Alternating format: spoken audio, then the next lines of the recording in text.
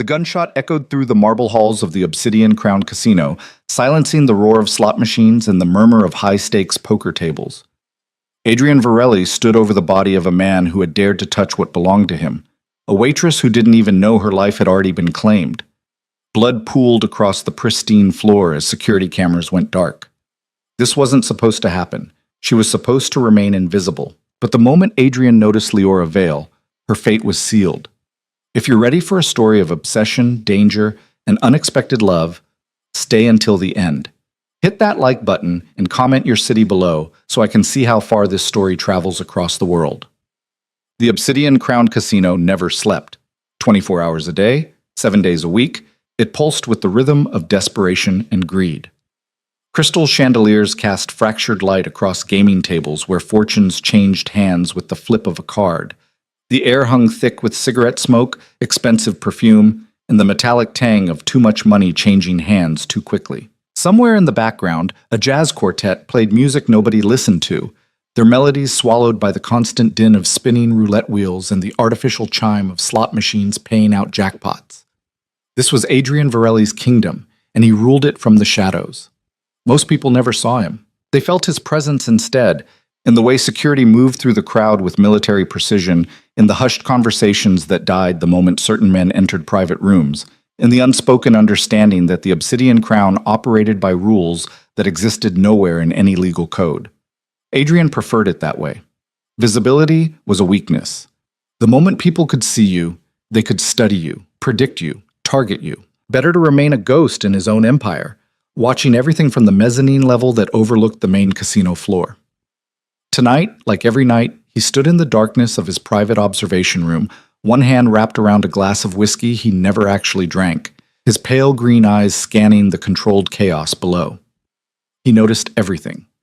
The nervous businessman at table 7 who was about to lose his company in a poker hand he couldn't afford. The woman in the red dress at the bar who was working for a rival organization, badly concealed wireless earpiece giving her away.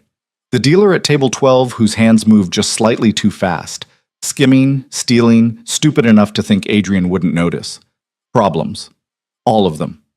Problems that would be handled quietly, efficiently, before the sun rose. And then he saw her. She moved through this crowd like water flowing around stones, carrying a tray of drinks with practiced efficiency. Dark hair pulled back in a simple ponytail. Uniform pressed, but unremarkable. No jewelry, no makeup, beyond the bare minimum the casino required. She didn't smile at the customers the way the other waitresses did, didn't lean forward to show cleavage or laugh at terrible jokes in hope of better tips. She simply served drinks and disappeared. Adrian found his attention following her across the floor. There was something about the way she moved, purposeful but cautious, present but invisible. In a room full of people demanding attention, she had mastered the art of being overlooked. "Who is that?" Adrian asked without looking away. Marcus Chen, his head of security, stepped forward from his position near the door. Marcus had been with Adrian for 15 years, since they were both young men clawing their way up through the ranks of the Varelli organization. He was the only person Adrian trusted to stand at his back. "The waitress?" Marcus pulled out his phone, fingers moving quickly across the screen. "Leora Vale, 26. Been working here for 8 months. Background check came back clean.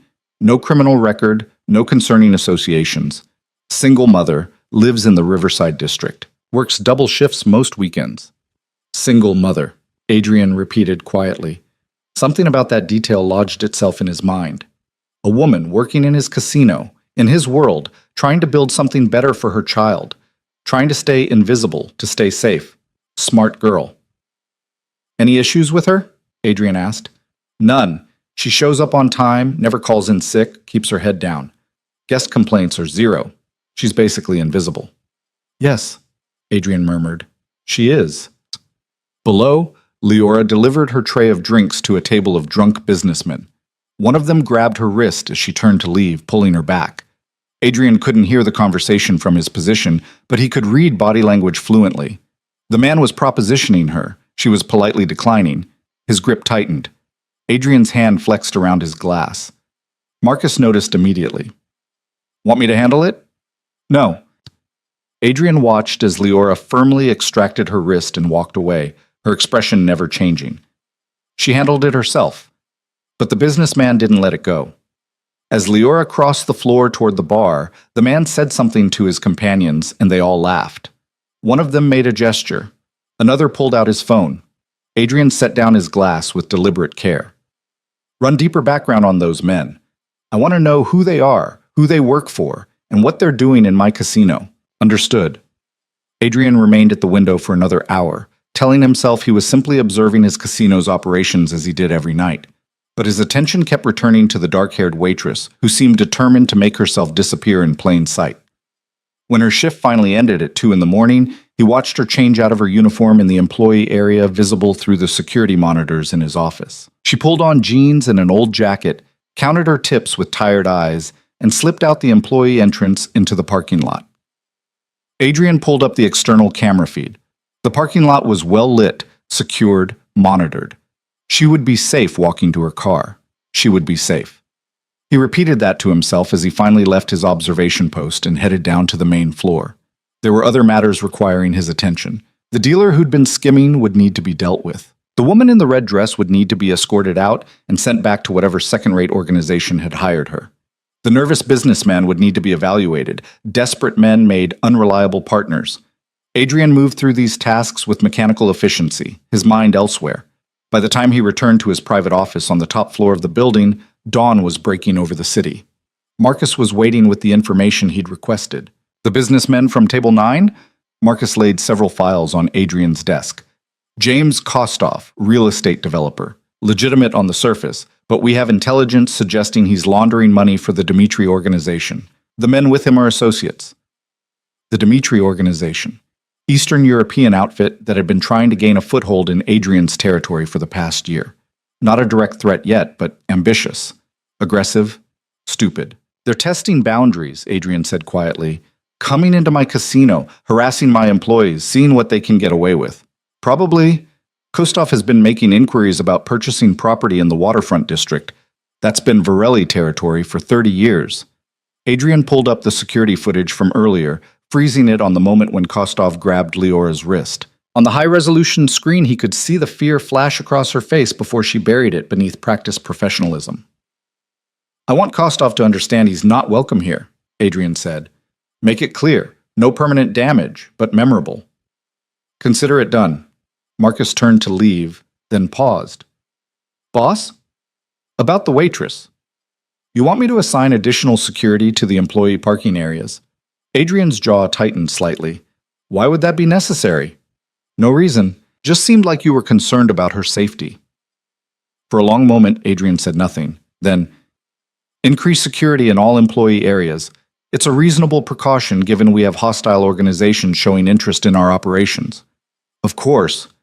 Marcus's expression remained neutral, but Adrian caught the flicker of understanding in his eyes. I'll implement it immediately. After Marcus left, Adrian sat alone in his office as the city woke up around him. Through the floor-to-ceiling windows, he could see the skyline catching fire in the sunrise. Towers of glass and steel that represented legitimate power. The kind that operated in daylight, that appeared in newspapers and on television. That wasn't his world. His empire existed in the spaces between laws, in the quiet understanding that some things were more efficiently handled outside courtrooms and police stations. Protection, insurance, conflict resolution. All services his organization provided to those who understood how the real world worked. It was a world built on control, on careful calculation, on never allowing emotions to compromise judgment. Adrian pulled up Leora's employee file on his computer. The photograph showed a woman with dark eyes that seemed too old for her face, wary and tired. According to her application, she'd worked in 3 different restaurants before coming to the Obsidian Crown, always in positions that kept her in the background. References were minimal but satisfactory. Emergency contact was listed as her mother. No mention of the child Marcus had referenced. Adrian made a mental note to have his people dig deeper, then immediately questioned why he cared. What did it matter if a waitress had secrets? Everyone had secrets. In his world, secrets were currency. But something about her carefully constructed invisibility called to him. She was hiding, he realized. Not from law enforcement or creditors. Her background was too clean for that. She was hiding from something else. Someone else. The thought sent a cold thread of anger through his chest. He closed the file and forced his attention to other matters. He had shipments to track, territories to manage, rivals to outmaneuver. There was no time to fixate on a waitress who'd done nothing more than serve drinks efficiently. But that night, when he took his usual position in the observation room overlooking the casino floor, his eyes found her within seconds. She moved through her section with the same quiet efficiency, invisible to everyone except him. And as the hours passed, Adrian began to notice patterns he'd missed before. The way she positioned herself with her back to walls whenever possible. The quick glances she took at exit routes.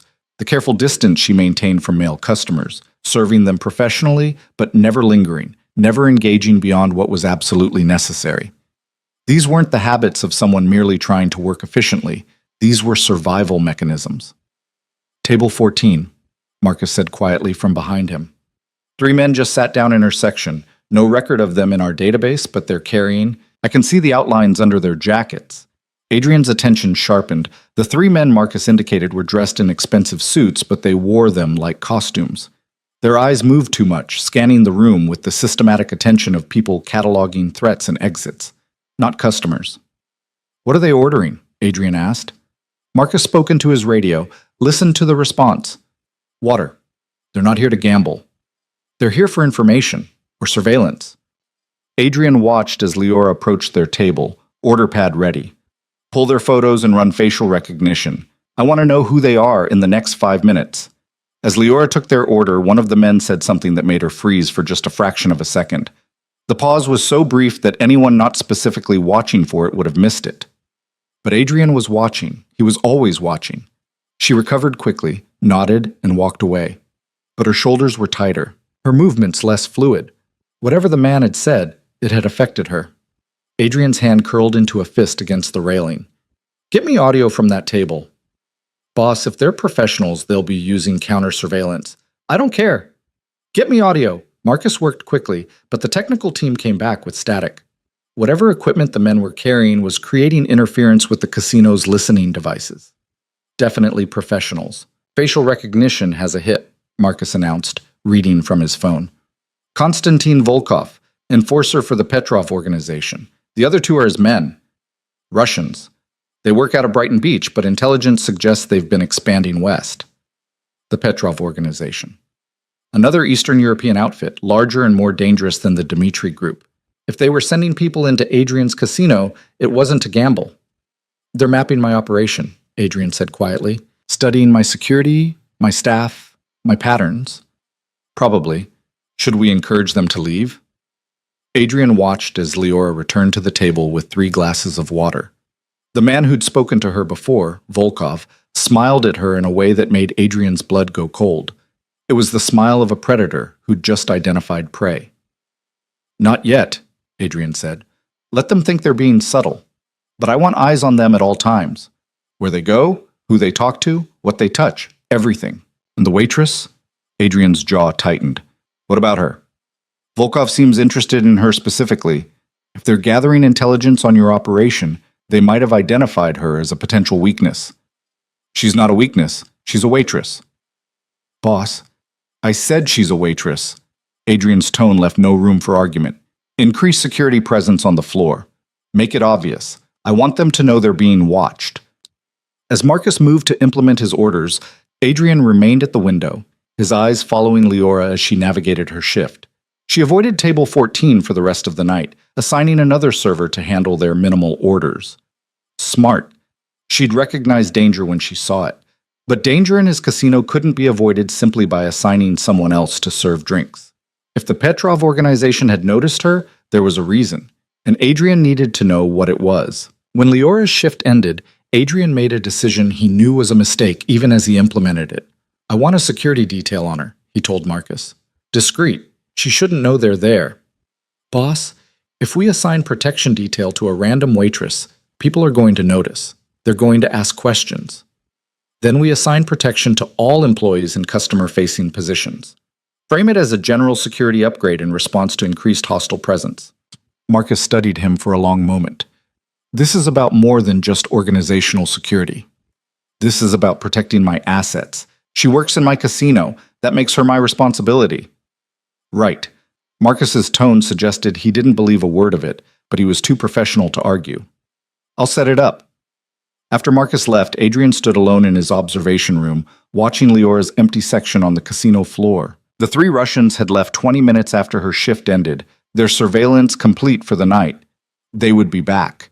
And when they returned, Adrian would be ready. He'd built his empire on the principle of controlling every variable, eliminating every threat before it could materialize into actual danger. Leora Vale was a variable now, whether she knew it or not. The moment dangerous men had shown interest in her, she'd become part of the larger game. What Adrian couldn't quite explain, even to himself, was why the thought of her in danger made him feel something he hadn't experienced in years: fear.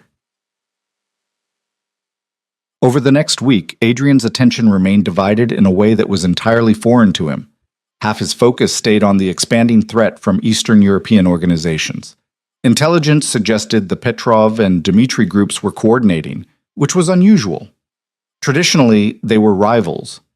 If they were unifying against him, it suggested someone was orchestrating a larger play for his territory. But the other half of his attention stayed fixed on a dark-haired waitress who had no idea she was being watched by multiple parties. The security detail Marcus had assigned reported back regularly. Leora's routine was predictable to the point of being concerning. She worked her shifts at the casino, went directly home to a modest apartment in a neighborhood that was sliding toward dangerous, and occasionally stopped at a grocery store or pharmacy. No social life, no friends visiting, no family except her mother, who picked up a child, a daughter, looked to be about 4 years old, from daycare on the days Leora worked late. The picture that emerged was of a woman living in carefully constructed isolation. Adrian told himself his interest was purely strategic. If the Russians were watching her, he needed to understand why. If she was somehow connected to their organization, that made her a threat to his operation. But late at night, alone in his office, he found himself pulling up the security footage from the employee parking lot, watching her walk to her car, making sure she got home safely. This was a problem. On the 8th night, the problem got worse. Adrian was reviewing financial reports when Marcus burst into his office without knocking, something he only did in emergencies. "We have a situation. Table 14. 3 men just grabbed Leora on the casino floor." Adrian was moving before Marcus finished the sentence. He took the private elevator down to the mezzanine level, Marcus at his shoulder providing updates through his radio. "Security is moving in, but the men are armed. They're demanding we back off or they'll—" "Where is she?" Adrian's voice was ice. "They've got her near the back entrance. Looks like they were trying to force her outside, but casino security blocked the exits." Adrian emerged onto the mezzanine overlooking the main floor. Below, the casino had gone eerily quiet. Customers were being ushered away from the area near the back hallway. Security personnel had formed a perimeter, but they weren't advancing. And in the center of it all, Leora stood frozen with Volkov's hand wrapped around her upper arm, his other hand holding a gun pressed against her ribs. The fear in her eyes ignited something dark and violent in Adrian's chest. He took the stairs down to the main floor with controlled speed, Marcus and 4 security personnel following. The crowd parted for him automatically, people recognizing danger when they saw it, even if they didn't know his face. Volkov noticed him approaching. His smile was all teeth. "Mr. Varelli, finally we meet in person." "Let her go." Adrian's voice carried across the space, quiet but absolutely certain. "I don't think so. She's our insurance for walking out of here alive." Volkov's English was heavily accented but clear. "We just want to talk business. Your men are making that difficult. There is no business to discuss. You're in my casino, threatening my employee. The only talk we're going to have is about how quickly you can leave before I decide you never leave at all." Leora made a small sound, not quite a gasp, not quite a whimper. Adrian's eyes flicked to her face. She was terrified, but she wasn't crying, wasn't begging. She was trying desperately to stay invisible even now, as if making herself small enough might let her disappear from this situation entirely. "Your employee?" Volkov's smile widened. "Interesting. Our intelligence suggested she was nobody, just a waitress. But you come down here personally, you threaten me over her. That makes her somebody, doesn't it?" Adrian realized his mistake too late. By showing personal interest, by responding to this situation himself instead of letting his security handle it, he'd just confirmed exactly what these men had come here to determine. Leora wasn't invisible anymore. She couldn't be. Not now that Adrian had marked her as his. "Last chance," Adrian said quietly. "Walk away now, and you can report back to whoever sent you that the Varelli organization doesn't tolerate threats in our establishment. Stay, and you don't report anything to anyone, ever." Volkov's eyes narrowed, calculating. He was outnumbered, outgunned, and knew it. But Adrian could see the moment the Russian decided to make the calculated play, create maximum impact before retreating. "A message, then." Volkov's hand tightened on Leora's arm, and she gasped in pain. "Tell Petrov we've identified the weakness, the invisible girl who caught the wolf's attention." Then he shoved her forward violently. She stumbled, and Adrian moved without thinking, crossing the space between them to catch her before she fell. His arms closed around her trembling form as Volkov and his men backed toward the exit, weapons still drawn, security personnel tracking them, but not engaging on Adrian's unspoken order. Let them go. Let them think they'd won this round. Let them report back that they'd successfully identified a pressure point. Because now Adrian knew exactly what they were planning, and he could prepare for it. But first, he had to deal with the woman shaking in his arms, her heart racing so fast he could feel it through her uniform. "You're safe," he heard himself say, the words foreign in his mouth. He didn't offer comfort. He didn't provide reassurance. Those were weaknesses in his world. But Leora looked up at him with those dark, too-old eyes, and something in his carefully constructed control cracked. "Who are you?" she whispered. Adrian realized that in 8 months of working in his casino, she'd never actually known who he was. She'd stayed so invisible that she'd never learned the face of the man who owned everything around her. "My name is Adrian Varelli," he said quietly. "And we need to talk." The private elevator ride to Adrian's office felt like descending into another world. Leora stood rigid in the corner, her arms wrapped around herself, acutely aware of the man beside her, who seemed to occupy far more space than his physical form required. 2 security personnel flanked them, silent as statues, their presence both protective and imprisoning. She'd worked at the Obsidian Crown for 8 months without ever seeing the top floor. The employee handbook had made it clear. The executive level was off limits. Casino staff used the service elevators, stuck to their designated areas, and never asked questions about what happened in the upper reaches of the building. Now she understood why. The elevator doors opened onto a hallway that looked nothing like the gaudy excess of the casino below. Here, everything was sleek minimalism, dark wood, muted lighting, art that probably cost more than she'd earn in a lifetime. The carpet beneath her feet was so thick it muffled sound completely. Adrian walked ahead of her, his movements controlled and precise. He'd shed his jacket somewhere between the casino floor and the elevator, and she could see the tension in his shoulders beneath the crisp white shirt. When he'd caught her downstairs, when those Russian men had shoved her and she'd stumbled into his arms, she'd felt the hard muscle beneath expensive fabric, the coiled strength of someone who used violence as casually as other people used words. "In here."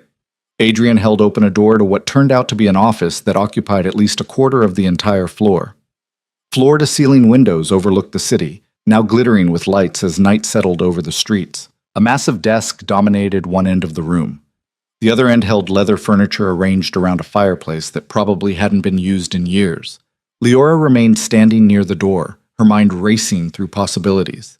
She'd heard stories about the Obsidian Crown, whispered warnings from other waitresses who'd worked in establishments like this. Women who got too close to dangerous men sometimes disappeared. Sometimes they ended up in hospitals with injuries they couldn't explain. Sometimes they just vanished entirely. "Sit down," Adrian said, moving to a bar cart in the corner. "You're in shock. You need something to drink." "I need to go home." Her voice came out steadier than she felt.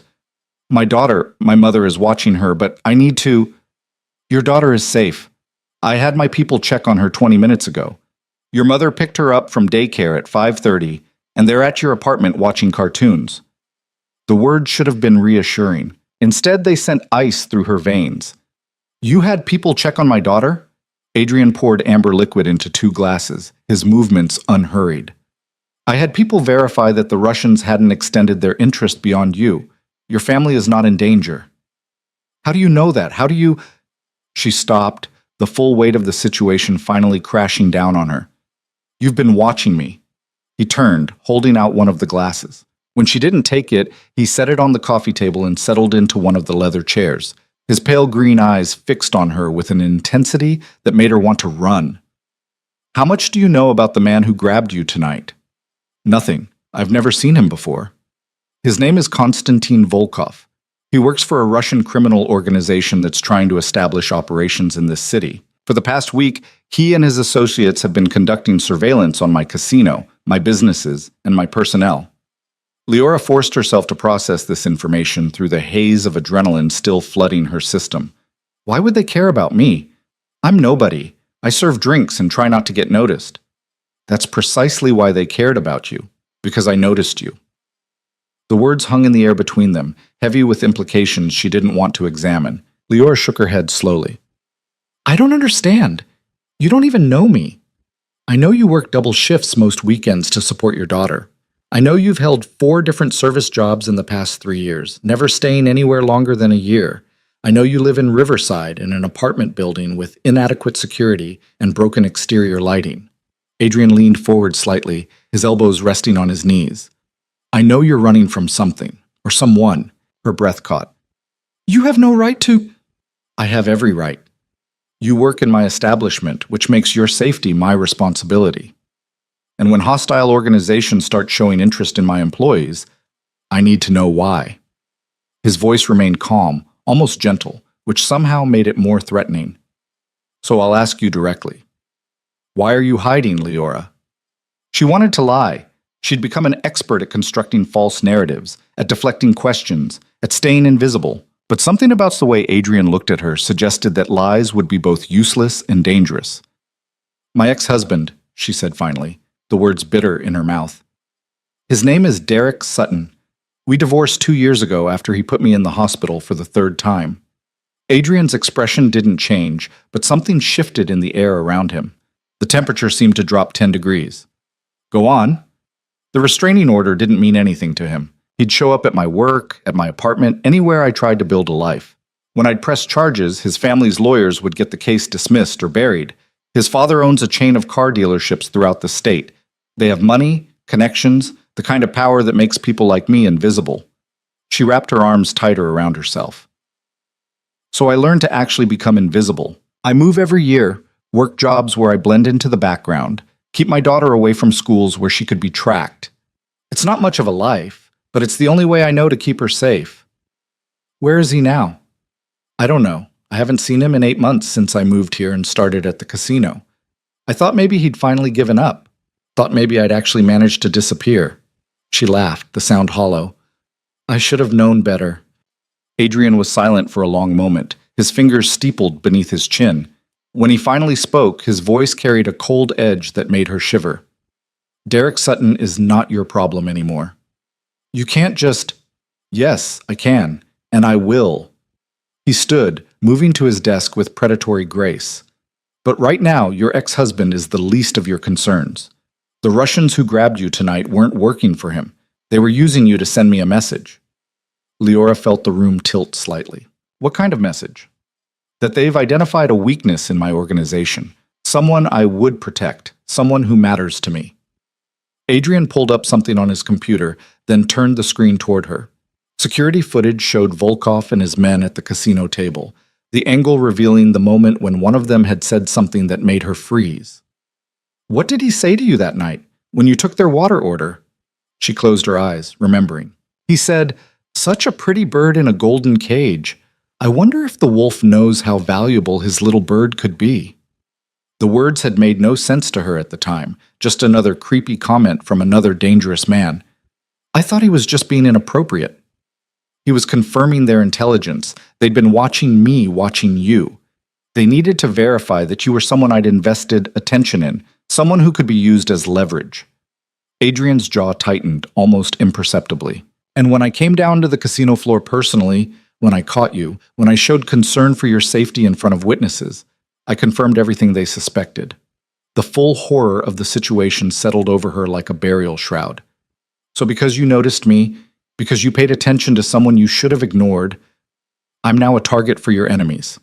Yes, at least he didn't try to sugarcoat it. Leora walked on unsteady legs to the windows overlooking the city. Somewhere down there was her apartment, her daughter, the small safe world she'd worked so hard to build. And now, because a Mafia boss had found her interesting, that safety had been shattered. What happens now? She asked quietly. Now I keep you alive. Adrian moved to stand beside her at the window, his reflection ghost-like in the glass. The Russians made their move tonight to establish that you exist, that you matter. Next, they'll try to acquire you. Kidnapping, most likely. Though they might attempt to turn you first, offer you money or protection in exchange for information about my operations. I don't know anything about your operations. They don't know that. And even if you did, it wouldn't matter. You're valuable now, simply because they believe I care about your survival. He turned to face her directly. I'm moving you to a secure location tonight. You and your daughter both. Your mother as well, if she's part of your household. You're kidnapping us? I'm protecting you. There's a difference. Is there? Leora met his eyes, anger finally burning through the fear. Because from where I'm standing, it looks like I've traded one man who controlled my life for another. Something flickered across Adrian's face, surprise maybe, or respect. Your ex-husband hurt you to maintain power over you. I'm offering you protection from people who will kill you to hurt me. If you can't see the difference, then you're not as intelligent as I thought. Don't patronize me. Her hands clenched into fists at her sides. You had no right to drag me into your world. I didn't ask for your attention. I didn't want it. I worked my entire shift every night trying to be invisible, and you decided to notice me anyway. This is your fault. You're right. The admission caught her off guard. Adrian stepped closer, close enough that she could smell expensive cologne and something darker beneath it. Gunpowder, maybe, or just the metallic scent of violence that seemed to cling to men like him. This is entirely my fault, he continued, his voice dropping lower. I noticed you when I should have remained indifferent. I assigned security to protect you when I should have maintained distance. I came down to that casino floor when I should have let my men handle the situation. Every choice I made put you in danger. He paused, something almost vulnerable crossing his features before being locked away behind cold control. But I can't unmake those choices. All I can do now is keep you alive long enough to neutralize the threat. After that, if you want to disappear again, want to take your daughter, and vanish somewhere I'll never find you, I won't stop you. But right now, tonight, you're coming with me. It wasn't a request. Leora knew that. But the fact that he'd admitted fault, that he'd acknowledged the damage his attention had caused, it was more than Derek had ever given her. Her ex-husband had framed every beating as her failure, every moment of control as her inadequacy. This man, this dangerous stranger, at least had the honesty to own his mistakes. If I refuse, she asked, testing the boundaries, then you'll wake up tomorrow in a secure location anyway, and you'll resent both of us for it. This way you at least maintain the illusion of choice. That's not much of an illusion. No, Adrian agreed. But it's what I have to offer. Marcus chose that moment to knock and enter, his expression professionally neutral despite the tension crackling in the air. Safe house is ready, boss. Team is in position. Transportation is standing by. Good. Adrian moved back to his desk, pulling on his jacket with practiced efficiency. Have someone collect Ms. Vale's daughter and mother. I want them at the location within the hour. Full security detail, multiple vehicles, varied routes. Already in motion. Marcus handed Adrian a phone. And we have the other information you requested. Adrian glanced at the screen, and for just a moment, something absolutely terrifying crossed his face. Then it was gone, replaced by cold calculation. He looked up at Leora. Your ex-husband, Derek Sutton, is currently in Reno, Nevada, running up gambling debts at the Silver Star Casino. He has no idea you're in this city, let alone working at my establishment. He won't be a problem. How do you She stopped herself. You know what? I don't want to know. Smart girl. Adrian pocketed the phone. Marcus will take you to collect some belongings from your apartment. You have 15 minutes. Pack light. Essentials only. Anything you need that you don't have, we'll provide. And my job? My apartment lease? I can't just disappear without... Your rent will be paid through the end of the year. Your job will be classified as paid administrative leave. Anyone who asks will be told you're helping with an internal investigation and your cooperation is appreciated. Adrian's tone suggested this was all completely routine, just another problem being managed with typical efficiency. Your life will be waiting for you when this is over. If I survive for there to be an afterward, Leora thought, but didn't say. Instead, she asked, what about my daughter? She's 4 years old. She'll be terrified. For the first time since this nightmare began, Adrian's expression softened almost imperceptibly. What's her name? Emma. Emma will be told she's going on an adventure. The safe house has a garden, a playroom, anything a child might need to be comfortable. Your mother can maintain her normal routine with her. You'll be there. She won't understand danger she can't see." He paused. Children are remarkably adaptable to situations adults find intolerable. She'll be fine. He sounded like he was speaking from experience, and Leora wondered briefly what kind of childhood produced a man like Adrian Varelli. But there was no time for questions like that. Marcus was already holding the door open, waiting to escort her to whatever vehicle would transport her to this new prison disguised as protection. She took one last look at the city through those massive windows, at the light stretching toward a horizon she might never reach again, and followed Marcus into the hallway. The apartment building in Riverside looked even more depressing when viewed through the eyes of Adrian's security team. Leora saw them taking in the broken intercom system, the flickering hallway lights, the questionable stains on the carpet. This was what she could afford on a waitress's salary while putting aside money for emergencies and Emma's future. It wasn't much, but it had been hers. 15 minutes, Marcus reminded her as they climbed the stairs to the third floor.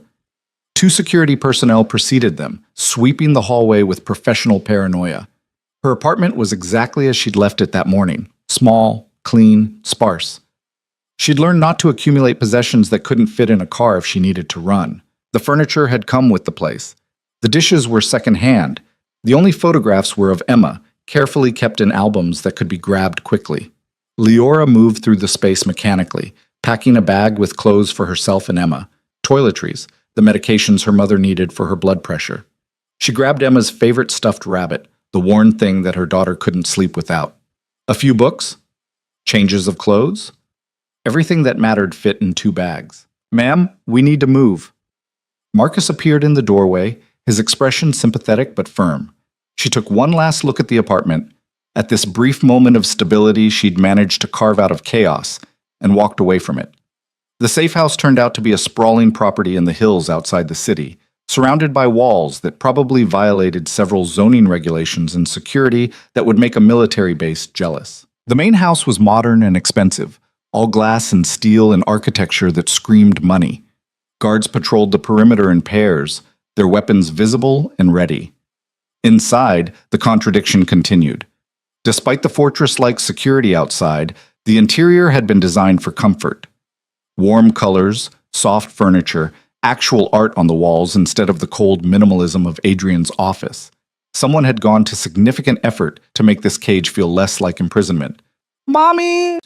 Emma came running from a room down the hall, her small face lit with excitement rather than fear. "Grandma says we're on an adventure. There's a pool. Can we swim tomorrow?" Leora caught her daughter and held her tight, breathing in the familiar scent of children's shampoo and innocence. "Maybe, baby. We'll see." Her mother appeared moments later, looking significantly less excited than Emma. Margaret Vale had aged hard over the past few years, the stress of watching her daughter suffer through an abusive marriage and its aftermath etching deep lines into her face. Now those lines were drawn tight with worry. "Leora, what's going on? These men showed up at the apartment with a story about security concerns and an immediate relocation. They wouldn't tell me anything except that you were safe and we needed to come with them right now." Margaret's voice dropped to a whisper as Emma ran off to explore. "Are you in trouble? Is Derek? Derek is in Nevada. This is something else." Leora glanced around, noting the security cameras in the corners, the subtle presence of guards just outside the main room. "I'll explain everything once Emma's asleep. Right now, let's just get her settled." The bedroom they'd been assigned was actually a suite, 2 bedrooms connected by a shared living area with an ensuite bathroom that was bigger than her entire apartment bathroom. Someone had stocked it with children's toys, books, even a tablet loaded with age-appropriate games and shows. Emma was delighted. Margaret was terrified. It took an hour to get Emma bathed, fed with food that materialized from somewhere in the house, and tucked into bed with her rabbit. She fell asleep almost immediately, exhausted by the excitement and disruption of her routine. Only then did Leora sit down with her mother and explain everything. Margaret listened in growing horror, her hand pressed to her mouth. When Leora finished, her mother was silent for a long moment. Then, "A Mafia boss noticed you. Apparently. And now Russian gangsters want to kidnap you to use against him. That's the working theory." Sweet, merciful, Margaret stopped herself, glancing toward Emma's room. How did this become our life? How did we go from worrying about Derek to worrying about organized crime? I don't know, Mom. I was just trying to work, just trying to stay invisible and keep Emma safe. Leora's voice cracked slightly.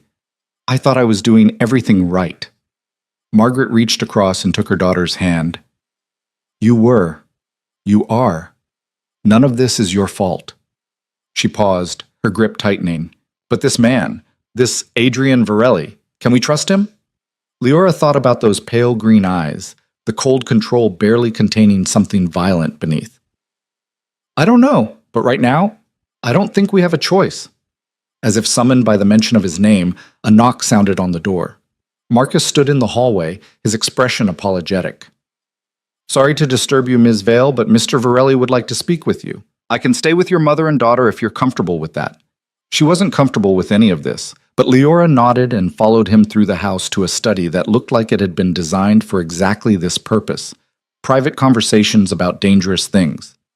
Adrian stood by the window overlooking the grounds, a glass of whiskey in his hand. He'd changed from his business attire into dark jeans and a black shirt that made him look somehow more dangerous than the expensive suit had. When he turned at her entrance, the exhaustion on his face surprised her.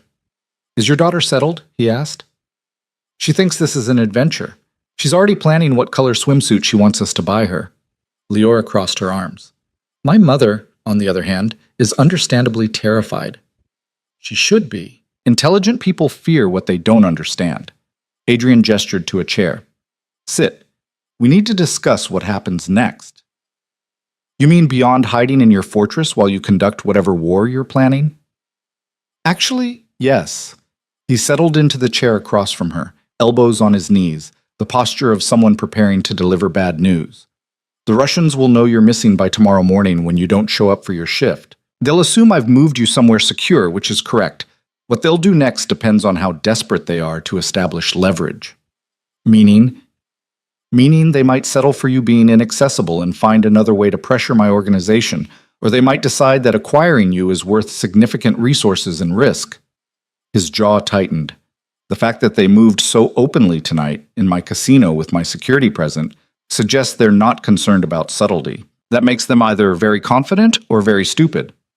And if they're confident, then they have backup I don't know about. Resources I haven't identified, which means I'm missing something in my intelligence. Leora studied him carefully. This isn't just about protecting me, is it? This is about you not liking that someone outmaneuvered you. Adrian's eyes met hers, and she saw acknowledgement there. I've spent 15 years building an organization that operates on perfect information and absolute control. The Russians identified you as valuable before I'd fully processed that fact myself. They moved on their intelligence faster than I anticipated. That represents a failure in my security. He paused. Yes. I don't like being outmaneuvered, but that doesn't change the fact that you're in danger because of my attention. Both things can be true. It was the most honest answer he'd given her, and Leora found herself reassessing this man who held her life in his hands. He was dangerous, clearly, violent, certainly, but there was an intelligence in those pale eyes, a willingness to acknowledge reality that she'd learned was rare in powerful men. How long do I have to stay here? She asked. Until I neutralize the threat. Could be days. Could be weeks. Adrian's expression remained neutral. I have people gathering intelligence on the Russian operations, identifying their personnel, mapping their resources. Once I have complete information, I'll make a decision about how to proceed. What kind of decision? The kind that ends with them understanding you're not a viable target.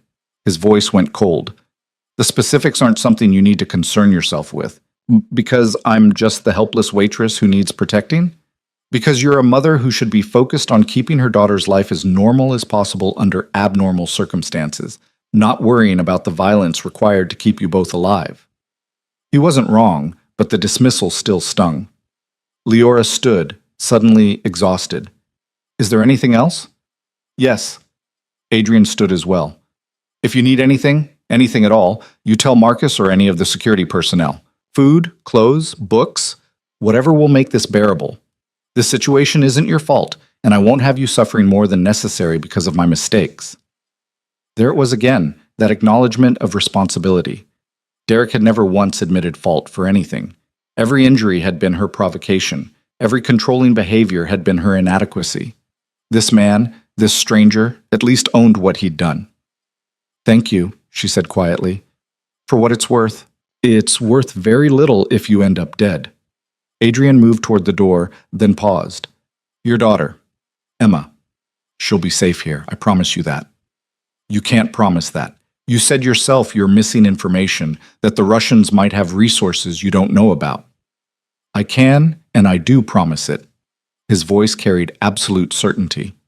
"I've made many promises in my life, broken quite a few of them when circumstances required it. But I have never not once broken a promise concerning a child's safety.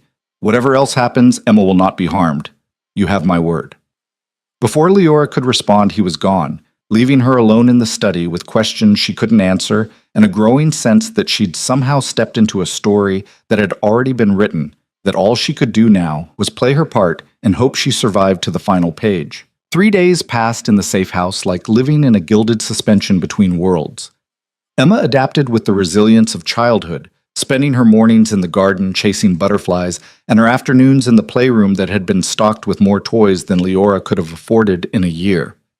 Margaret maintained a fragile routine of meals and naps and bedtime stories, clinging to normalcy like a life raft in a storm she couldn't see but could feel building on the horizon. Leora existed in a state of constant tension, waiting for violence that never quite arrived. Adrian came and went at irregular intervals, always appearing when she least expected him. Sometimes he'd arrive in the middle of the night, his presence announced only by the low murmur of voices as he conferred with Marcus in the study.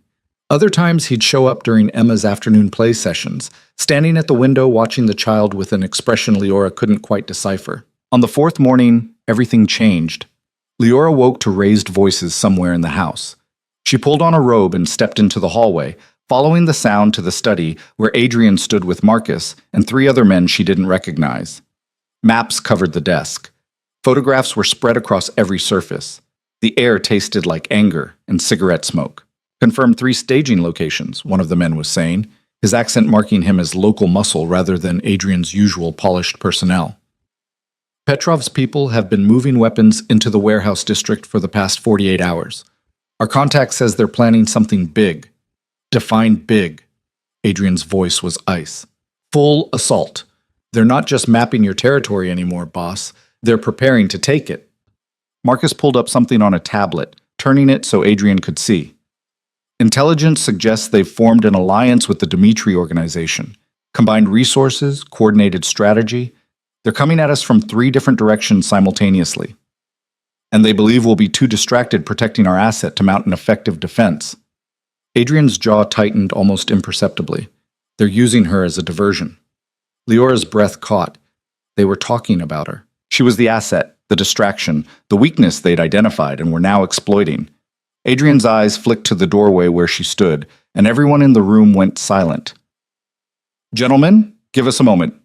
The men filed out past Leora, their expressions carefully neutral but their body language screaming urgency. Marcus was the last to leave, closing the door behind him with a soft click that sounded terribly final. "You weren't supposed to hear that," Adrian said quietly. "But I did." Leora stepped further into the room, her bare feet silent on the hardwood floor. "They're using me as bait, drawing your attention and resources here while they attack somewhere else. That's the theory. So what happens now? You can't defend both me and your territory. You'll have to choose." Adrian moved to the desk, his fingers tracing the edge of one of the maps without really seeing it. "There is no choice. Your safety is non-negotiable." "That's insane. You're going to let them destroy everything you've built because you noticed me in a casino?" She heard her voice rising and fought to control it. "I'm not worth that. I'm nobody." "You're not nobody?" The words came out sharp, cutting through her protests. "Not anymore. The moment I showed interest, the moment I moved to protect you, you became part of my organization's structure. If I abandon you now, if I let them take you or hurt you, it sends a message to every rival outfit within 1,000 miles that the Varelli organization doesn't protect its own. I'm not yours to protect." "Yes, you are." Adrian's pale eyes held hers with an intensity that made her want to look away. "I made you mine when I caught you on that casino floor. When I brought you here, when I promised your daughter would be safe. You don't get to decide you're nobody, just because it's convenient for my strategic planning."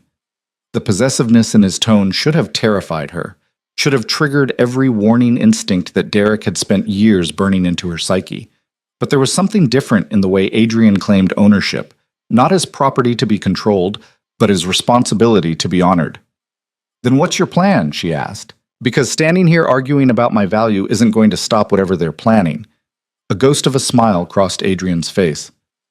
"No, it's not." He pulled out his phone, typed something quickly, then set it aside. "The plan is to give them exactly what they want while ensuring they never actually get it." "I don't understand."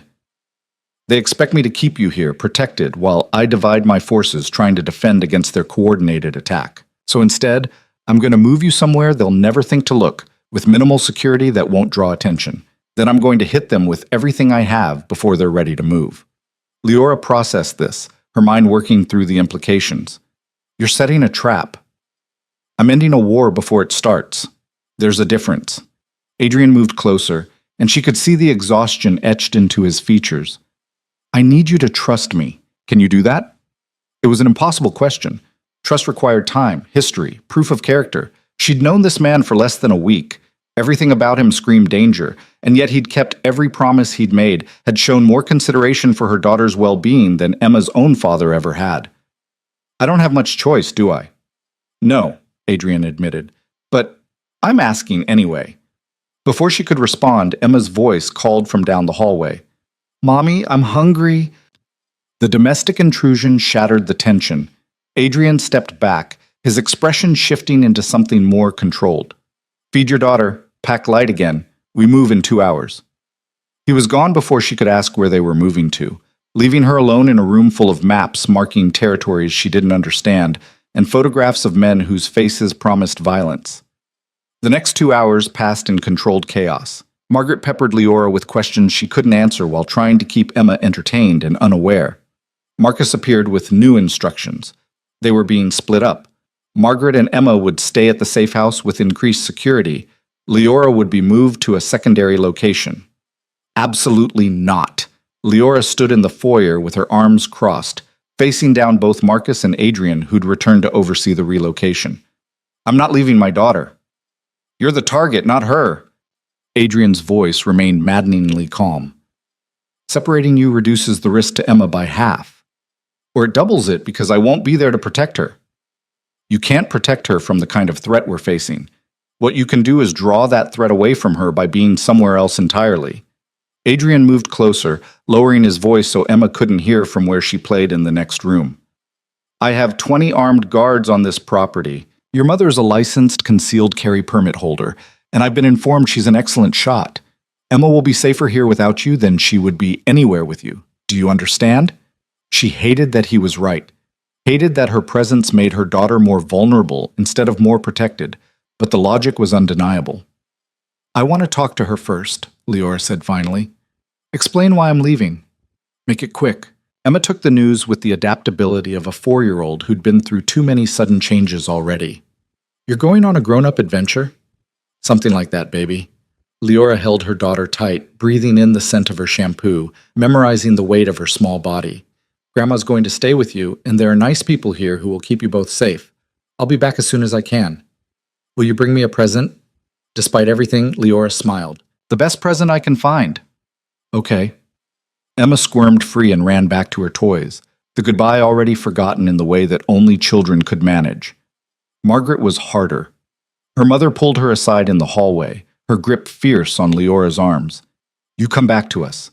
Whatever happens, whatever this man is dragging you into, you survive it, and you come back." "I will, Mom. I promise."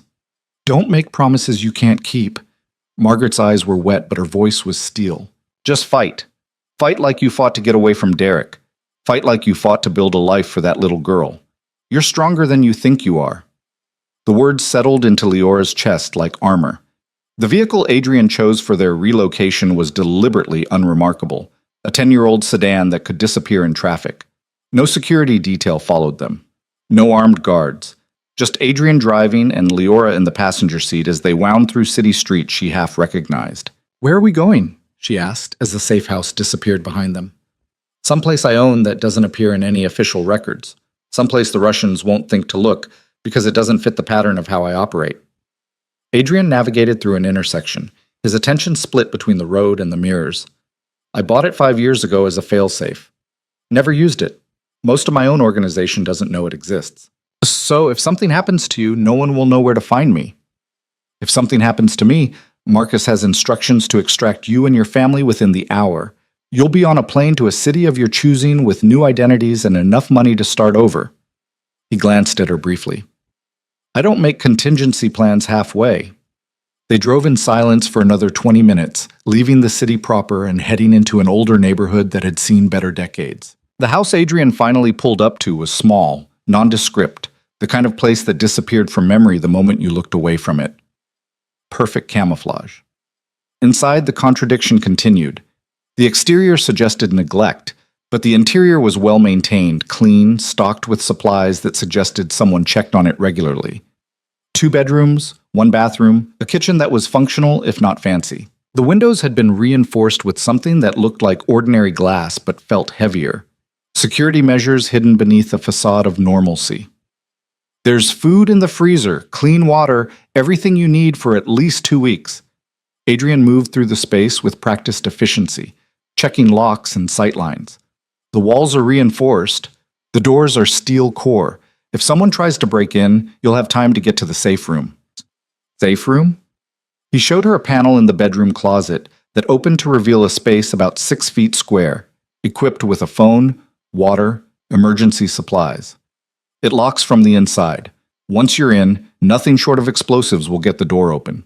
If you hear anything that makes you uncomfortable, you get in here and you call this number. He handed her a phone with a single contact programmed in. Someone will answer within 30 seconds. Leora stared at the safe room, at the evidence of just how dangerous Adrian's world really was.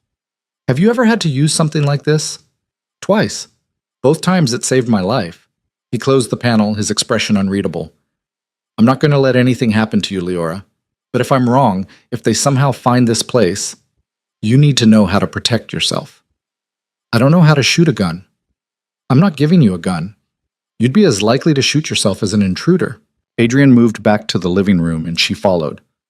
The best protection you have is anonymity. Stay inside. Don't answer the door for anyone except me or Marcus. Don't order food. Don't make phone calls. Don't do anything that might create a digital trail leading here. So I'm supposed to just sit in this house and wait while you go to war? Yes. He pulled out his own phone, checked something, frowned. I need to go. The timeline has moved up. Fear spiked through her chest. What does that mean? It means the Russians are mobilizing faster than we anticipated, which is fine. We're ready for them. Adrian moved to the door, then paused, his hand on the knob. I meant what I said before, about Emma being safe. Nothing that happens in the next 48 hours will touch her. You have my word. And what about you? The question escaped before Leora could stop it. What happens to you? Something shifted in his expression, surprise maybe, or something more complicated. I've been doing this for a long time. I know how to survive. That's not an answer. It's the only one I have. He opened the door, letting in the fading afternoon light. Stay inside, Leora. Stay safe. I'll be back when it's over. Then he was gone, and she was alone in a safe house that felt more like a tomb, waiting for violence she couldn't see and couldn't fight. The first night was the longest of Leora's life. Every sound made her jump. The house settling, wind in the trees, cars passing on the street outside. She'd checked the lock 17 times by midnight, verified the safe room was accessible, kept the phone Adrian had given her within arm's reach constantly. Sleep came in fragments, nightmares of men with guns and Emma crying for her mother she couldn't reach. Morning brought no relief. She made coffee from the supplies in the kitchen, forced herself to eat toast her stomach didn't want, and tried not to climb the walls with anxiety.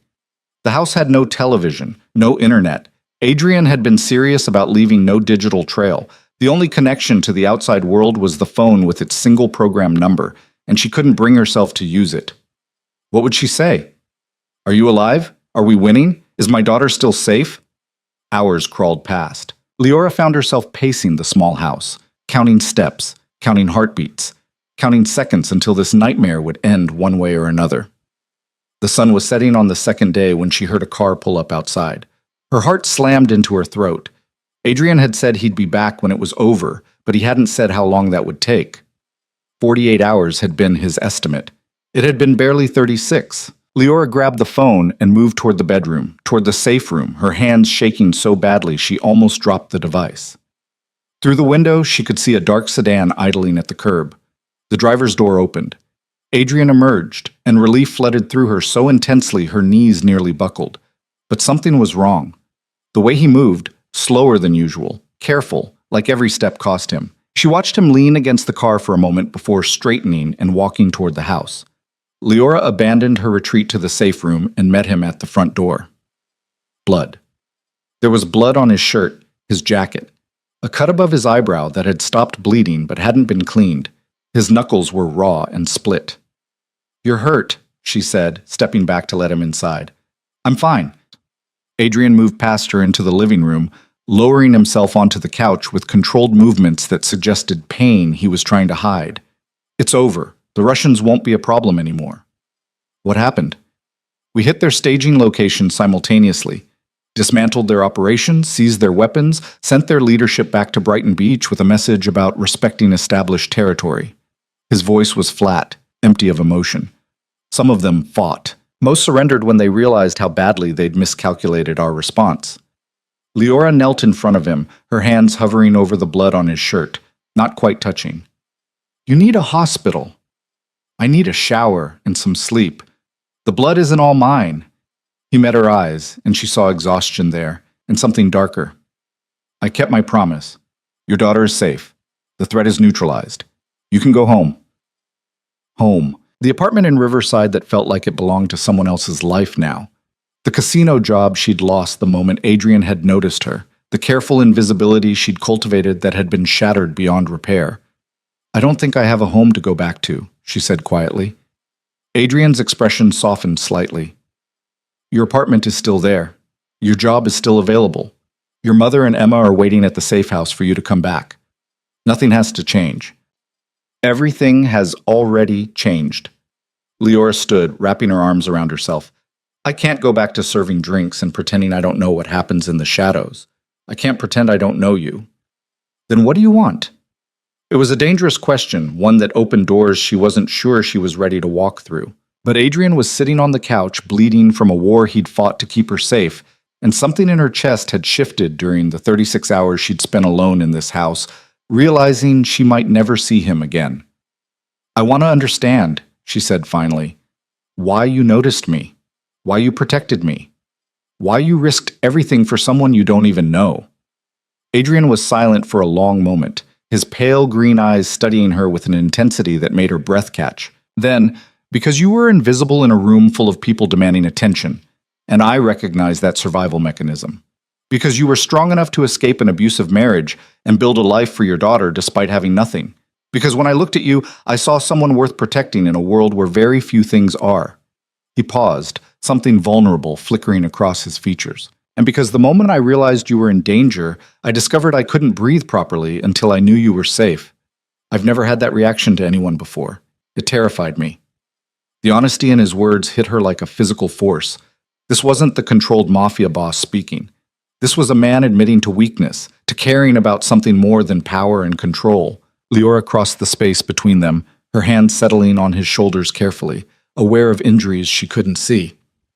"You're bleeding on my couch." "Your couch?" A hint of a smile touched his lips. "This is my safe house."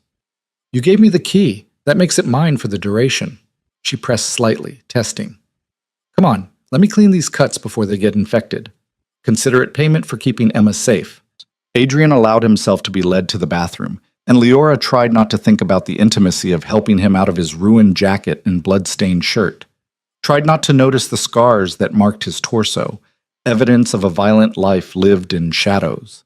Tried not to feel the way her hands trembled as she cleaned the cut above his eyebrow with supplies from the first aid kit under the sink. "You're shaking," he observed quietly. "I've never cleaned a wound from a gang war before. I'm allowed to shake." It wasn't a gang war, it was a strategic operation to eliminate a territorial threat. His eyes tracked her movements with predatory focus. "There's a difference." "Is there?" She pressed antiseptic to the cut, and he didn't even flinch. "Because From where I'm standing, it looks like you went out and hurt people to protect me. I went out and neutralized a threat to my organization. You were part of that calculation, yes, but not the entirety of it. Liar. The word came out softer than she intended. Marcus told me you've never personally led an operation before, that you always direct from a distance, manage from the shadows. But tonight you were on the ground, in the fight, bleeding. She met his eyes. That wasn't strategic, that was personal. Adrian's hand came up, catching her wrist with gentle pressure. And if it was? If I admitted that I couldn't stay in some command center while the men I'd sent to war fought to protect something I care about? What would you do with that information? Her pulse hammered against his fingers where they circled her wrist. I don't know. Then we're in the same position, because I don't know what to do with you either. His thumb brushed across her pulse point, and she knew he could feel her heart racing. You should be terrified of me, of what I am, what I do. You should take your daughter and run as far from my world as you can get. I know. Leora set down the antiseptic, but she didn't pull away from his touch. I spent 2 years with a man who hurt me, who made me feel small and powerless and invisible. I know what dangerous men look like. I know what it feels like to be owned by someone who sees you as property. She paused, her voice dropping to barely a whisper. You're not him. No, Adrian agreed. I'm worse. Derek hurt you because he was weak, and you threatened his fragile sense of control. I hurt people because it's efficient, because it protects my interests, because I've built an empire on violence, and I'm very, very good at it. His grip on her wrist tightened fractionally. But I would never hurt you. I couldn't. That's the problem. The confession hung between them, heavy with implications neither of them seemed ready to address. Leora knew she should step back, create distance, protect herself from getting drawn deeper into a world that had already cost her so much. But his hand was warm on her wrist. His eyes held something raw and honest, and for the first time in years she felt seen in a way that didn't make her want to disappear. What happens now? She asked. Now you go back to your daughter, back to your life. I'll make sure the casino holds your position, that you're compensated for the time you've missed, that Derek never finds you again. Adrian released her wrist slowly, like it cost him something to break the contact. And I'll go back to my world and try to forget that a woman in a casino managed to make me care about something more than power and profit. And if I don't want to forget? The question seemed to catch him off guard. Leora, you said everything had already changed, that I was part of your organization now, whether I wanted to be or not. She took a breath, steadying herself. So tell me what that means. Not the strategic implications or the organizational structure. Tell me what it means for us. Adrian stood slowly, and she became acutely aware of how small the bathroom was, how close they were standing. It means I'll always make sure you're protected, that Emma has what she needs, that you never have to be invisible again if you don't want to be. He paused, his hand coming up to cup her face with surprising gentleness. But it also means you'll always be connected to my world, to the violence and danger that comes with it. I can keep you safe, but I can't make you normal. Can you live with that? She should say no, should protect herself and Emma from a future that promised nothing but complications and risk. But when she looked at Adrian, when she felt the warmth of his hand against her cheek, and saw the vulnerability he was trying so hard to hide, she realized normal was already lost to her. I've spent 3 years trying to be invisible, trying to build a safe, normal life. Her hand came up to cover his. Maybe it's time I tried something different. The kiss, when it came, tasted like antiseptic and blood and possibility. Adrian pulled her close, with a desperation that matched her own, his hands gentle despite the violence they'd committed hours before. And Leora, who'd spent so long making herself small, let herself be seen completely. When they finally broke apart, both breathing hard, Adrian rested his forehead against hers. This is a terrible idea. Probably. Leora's hands were fisted in his shirt, holding on like he might disappear. But I've made worse decisions. I'm going to hold you to that when my world inevitably crashes into yours again. Then I guess you'd better teach me how to survive it. Adrian smiled, and it transformed his face into something younger, less burdened. Deal. They stayed in the safe house for 3 more days, existing in a bubble outside of time and consequence. Adrian made phone calls in clipped tones that suggested business being handled, territories being secured, loose ends being tied up with the efficiency he brought to everything. Leora listened to him navigate his empire from the small kitchen table. Speaking in code, she was beginning to understand, making decisions that affected lives he'd never meet. Between those calls, they talked. About everything and nothing. Adrian told her about growing up in his father's organization, learning violence before he learned to read, being groomed for leadership from the moment he could hold a gun. His childhood had been lessons in control and consequences, and never showing weakness because weakness got you killed. I was 12 when I watched my father execute one of his own men for stealing, Adrian said on the second night, his voice flat in the way it got when he discussed his past. He made me stay in the room, made me watch, said I needed to understand that loyalty was everything and betrayal could never be forgiven. Leora sat beside him on the couch, close enough to touch but giving him space to speak. That's not something a child should see. No, but I wasn't allowed to be a child. His hand found hers, fingers lacing together like he needed the anchor. By 15, I was running collections. By 18, I was managing entire territories. My father died when I was 23, and I inherited an empire built on fear and blood. I've spent the last 15 years trying to make it into something more sustainable, more strategic, less needlessly violent. But still violent. Yes, that's the nature of what I do. I provide services the legal system can't or won't: protection, dispute resolution, insurance against threats the police don't acknowledge. He turned to look at her, his pale eyes searching her face. I'm not a good man, Leora. I want you to understand that. The things I've done to build and maintain my organization would horrify most people. I'm not most people. She squeezed his hand. I killed Derek in my mind 1,000 times, planned it in detail during the worst nights, when Emma was asleep and I was trying to figure out how to escape. I know what it feels like to want someone dead, to believe the world would be better without them in it. The only difference between us is that you have the means to act on those thoughts. Adrian studied her for a long moment. You're not what I expected. What did you expect? Someone who would run the moment they had the chance. Someone who would see me for what I am and choose safety over whatever this is becoming between us. His thumb traced patterns on her palm. Instead, you're sitting here telling me you understand violence, that you've contemplated murder. You're full of contradictions. So are you. You run a criminal empire, but you promised my daughter would be safe, and you kept that promise. You've killed people, but you touched me like I might break. You built your life on control, but you admitted I terrify you. Leora shifted closer, her shoulder pressing against his. Maybe we're both more complicated than we appear. Maybe. Adrian's free hand came up to brush hair away from her face, his touch gentle despite the violence those same hands had committed. Or maybe we're both broken in compatible ways. She didn't disagree.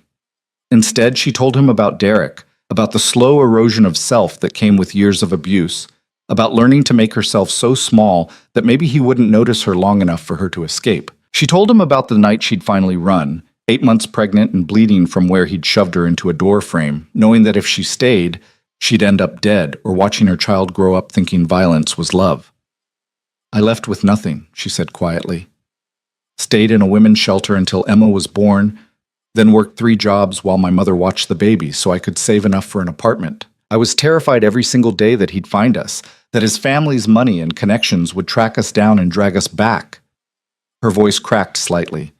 And then I found the obsidian crown, and I thought maybe I'd finally found a place I could disappear, be nobody, stay safe. But I noticed you. But you noticed me.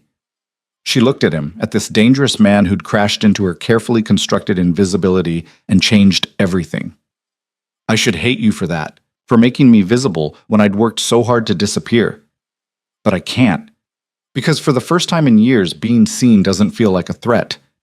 Adrian kissed her then, slow and deep, like he was trying to memorize the taste of her. When they finally broke apart, his voice was rough. I need to take you back to Emma tomorrow. She needs her mother, and staying here any longer will raise questions I'm not ready to answer. Questions from who? My organization. Marcus already suspects something. The rest of my people will figure it out soon enough if they haven't already. He pulled back slightly, his expression serious. Being with me will make you a target, Leora. Not from the Russians, they're handled, but there will be others. There are always others. People who see connections as weaknesses to exploit. So what are you saying? That this ends when we leave here? I'm saying I'm giving you one more chance to walk away. To take Emma and your mother and build that safe, normal life somewhere I'll never find you. His jaw tightened. Because once we leave this house together, once my organization sees you as mine, there's no going back. You'll be part of my world permanently, with all the danger and complications that entails. Leora thought about her apartment in Riverside, about double shifts and hiding and constantly looking over her shoulder. Thought about Emma growing up never knowing stability, always waiting for the next time they'd have to run. Thought about spending the rest of her life invisible, alone, safe, but slowly suffocating under the weight of all that fear. I don't want safe if it means being invisible, she said finally. I don't want normal if it means teaching Emma that being small is the only way to survive. I want... She stopped, searching for words. I want to stop running. And if that means being part of your world, learning how to exist in it instead of hiding from it, then that's what I'll do. Adrian's eyes darkened with something that looked like relief and possession and fear all mixed together. You're sure? No, but I'm choosing it anyway. Then we do this my way. You and Emma move into one of my properties, somewhere secure, comfortable, with enough protection that I can sleep at night knowing you're safe. Your mother too, if she wants, though I suspect she'll have opinions about her daughter dating a mobster. She'll definitely have opinions. Leora smiled despite the seriousness of the conversation, but she's also practical. She'll appreciate that you can keep us safe in ways the legal system never could. I'll need you to understand some rules, things you can and can't do, places you can and can't go. It's not about controlling you, it's about keeping you alive. I spent 3 years following Derek's rules designed to keep me powerless. Will yours be different? Adrian's expression softened. My rules are about security, not submission. You can work if you want, though not at the casino. Too public, too many variables I can't control. You can go wherever you need to as long as you have security with you. You can have friends, a life, independence, but you can't be careless with your safety, and you can't take unnecessary risks that put Emma in danger. It was more freedom than Derek had ever offered, wrapped in protection instead of control. Leora nodded slowly. I can live with that. There's something else. Adrian stood, pacing to the window with the restless energy of someone about to reveal something difficult. My world isn't just dangerous, it's complicated. There are people in my organization who won't understand why I'm with you, who will see you as a distraction or a liability. There are rivals who will always be looking for weaknesses to exploit. And there are laws I break regularly that could someday catch up with me. He turned to face her. I can protect you from violence, but I can't protect you from judgment or association or the possibility that one day I might not come home. Can you live with that uncertainty? Leora thought about the past 3 days, about the terror of not knowing if he'd survived the confrontation with the Russians, about the relief that had flooded through her when she'd seen him standing at the car despite his injuries. She thought about Emma asking where Mr. Adrian was, about her daughter getting attached to a man whose profession was violence. I don't know, she admitted, but I know I want to try, and I know that hiding for the rest of my life isn't actually living, so maybe uncertainty with you is better than safety alone. You might regret that choice.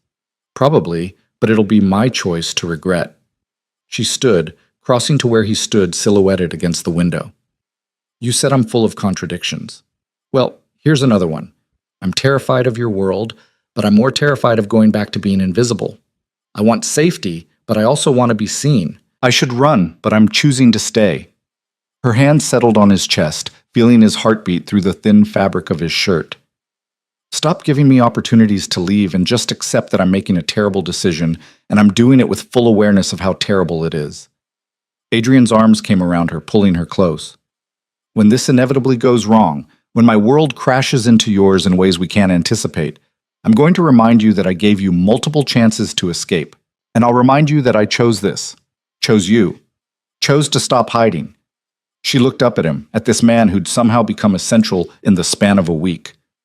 Now take me back to my daughter so I can start figuring out how to explain to a 4-year-old that mommy's dating a mobster. We should probably workshop the terminology before that conversation. Despite everything, Leora laughed. Yeah, probably. They left the safe house the next morning, and Leora felt like she was leaving behind more than just a building. The isolation, the bubble of existing outside consequence, It had allowed them to be honest in ways the real world wouldn't permit. Now they were driving back into complexity, into an empire that would have opinions about Adrian's choices and a daughter who would need explanations Leora wasn't sure how to give. The safe house where Emma and Margaret had been staying came into view, and Leora's heart clenched with anticipation and anxiety. She'd been gone 5 days. 5 days of Emma being cared for by strangers and her mother, 5 days of missing bedtime stories and morning cuddles and all the small moments that made up a life. Marcus met them at the door, his expression carefully neutral but his eyes assessing. "Everything handled, boss?" For now, Adrian's hand settled on the small of Leora's back, a gesture of possession that Marcus definitely noticed. "Status here?" "No incidents. The kid's been asking for her mother, but Mrs. Vales kept her occupied. We had a medical emergency 2 days ago. Mrs. Vales' blood pressure spiked, but the doctor cleared her after adjusting her medication." Marcus's attention shifted to Leora. "Your daughter is in the garden with your mother. They're building a fairy house out of sticks and rocks." Leora didn't wait for permission. She moved through the house to the back door, stepping out into late morning sunshine that felt surreal after days in the safe house. And there, kneeling in the grass with dirt on her hands and leaves in her hair, was Emma. "Mommy!" Emma's shriek of joy carried across the garden. She abandoned her stick pile and ran with the reckless speed of childhood, launching herself into Leora's arms with enough force to nearly knock them both over. Leora held her daughter tight, breathing in the scent of grass and sunshine and childhood innocence, feeling tears she'd been holding back for days finally break free. "Hi, baby. I missed you so much." "I missed you too. Grandma said you were on a grown-up adventure, but I wanted you to be here for the adventure with me and Mister. Marcus taught me a card game and there's a pool, but Grandma said I couldn't swim without you," and Emma's words tumbled over each other in the way they did when she was excited. Margaret approached more slowly, her expression a complicated mix of relief and concern. She pulled Leora into a fierce hug the moment Emma squirmed free to run back to her fairy house. "You're okay?" "I'm okay, Mom." "And him?" Margaret's voice dropped low enough that Emma wouldn't hear. "The man who showed up at our apartment with armed guards and explanations that made no sense. The one who's been keeping us in this fortress while you were wherever you were. He kept us safe. He ended the threat." Leora glanced back at the house where Adrian stood in the doorway watching them, his expression unreadable. "And it's complicated." "Complicated like involved?" "Leora, please tell me you're not getting romantically entangled with a crime boss." "I can't tell you that." Margaret closed her eyes briefly, her hand coming up to pinch the bridge of her nose. "Sweet merciful, you are. You're actually dating a mobster." "I know it sounds insane. It doesn't sound insane. It is insane." Margaret grabbed her daughter's shoulders, her grip firm but not unkind. "After everything you went through with Derek, after we spent 3 years running and hiding and rebuilding your life, you're going to throw it away for a man whose business is violence? It's not the same." He's not Derek, Mom. He doesn't hurt me, doesn't control me. He protected Emma when he had no reason to. He gave me choices instead of ultimatums." "He gave you choices while holding all the power. That's not the same as actual freedom." Leora couldn't argue with that because it was true, but it was also incomplete. "You're right, he has all the power, but he's choosing not to use it against me. And maybe that's naive. Maybe I'm making a terrible mistake, but I'd rather make my own mistakes than spend the rest of my life hiding from the possibility of them." Margaret studied her daughter's face for a long moment, then sighed with the exhaustion of a mother who knew when she'd lost an argument. "Just promise me you're going into this with your eyes open. Promise me you're not mistaking protection for love or gratitude for genuine connection." "I promise." Leora squeezed her mother's hand. "I'm terrified, actually, but I'm also more alive than I've been in years. That has to count for something. It counts for you being your father's daughter, too stubborn for your own good and too brave for mine." Margaret glanced over at Emma, who was now trying to convince one of the security guards to help her build the fairy house roof. "What are you going to tell her?" "The truth in ways she can understand. That Adrian is someone important to me, that he's going to be around, that things are going to change, but she'll still be safe and loved. And when she gets old enough to understand what he actually does for a living, then I'll explain that the world is complicated, that good people sometimes do bad things for reasons that make sense to them, and that she gets to make her own choices about what she believes." Leora watched her daughter laugh at something the guard said, her innocence still intact despite everything that had happened. I won't lie to her, Mom, but I also won't teach her that hiding is the only way to survive. She deserves better than that. Margaret nodded slowly. Then I guess we're doing this. Moving into mobster protection, dating a crime boss, raising a child in the shadows of an empire built on violence. Just another Tuesday for the Vale family. Despite everything, Leora smiled. Pretty much. Adrian gave them the rest of the day together before addressing logistics. Emma showed Leora every corner of the safe house she'd explored, every toy she'd played with, every new thing she'd learned during their 5 days apart. Margaret made dinner in the industrial kitchen, creating normalcy out of pasta and vegetables while armed guards patrolled outside. It was surreal and domestic all at once. After Emma was asleep, Adrian called Leora and Margaret into the study for what he termed practical discussions. He'd brought Marcus in as well, along with a woman Leora hadn't met before, tall, professional, with sharp eyes that suggested she missed nothing. This is Catherine Torres, Adrian introduced. She handles security logistics for high-value assets and sensitive personnel. Catherine nodded to both women. I've prepared several property options for you to review. All are in secure neighborhoods, all have updated security systems, and all have enough space for your family, plus a live-in security detail. She pulled up images on a tablet. Houses that were nice but not ostentatious. The kind of places that wouldn't draw attention but provided the protection Adrian required. Margaret leaned forward, studying each option with the practical eye of someone who'd raised a child on limited means and understood the value of good schools and safe neighborhoods. This one, Margaret said finally, pointing to a 2-story house in a quiet suburb. Good school district, parks within walking distance, neighbors close enough for community, but not so close we're living on top of each other. Excellent choice, Catherine made notes. I'll have it prepared within the week. In the meantime, you'll stay here until the transition is complete. What about my apartment? Leora asked. I still have 6 months on the lease. Already handled, Adrian said. Your belongings will be packed and moved by a professional service. The lease will be bought out. You'll have no remaining financial obligations to that property. It was efficient and considerate and also slightly terrifying how quickly he could dismantle the life she'd built.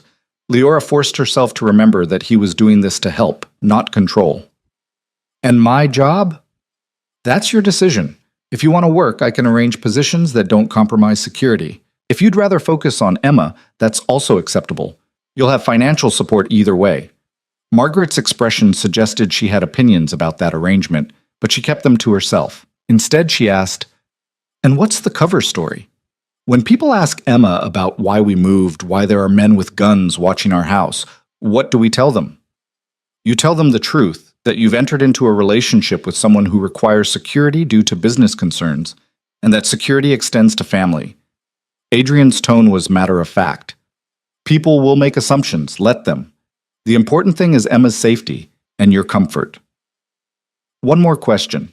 Margaret's voice went cold in a way Leora recognized from childhood. The tone that meant she was about to ask something important and expected an honest answer. Derek Sutton, Leora's ex-husband. What happens if he finds out where we are? If his family's connections lead him to us? Adrian's expression went absolutely flat, and the temperature in the room seemed to drop. Derek Sutton will never be a problem for your family again.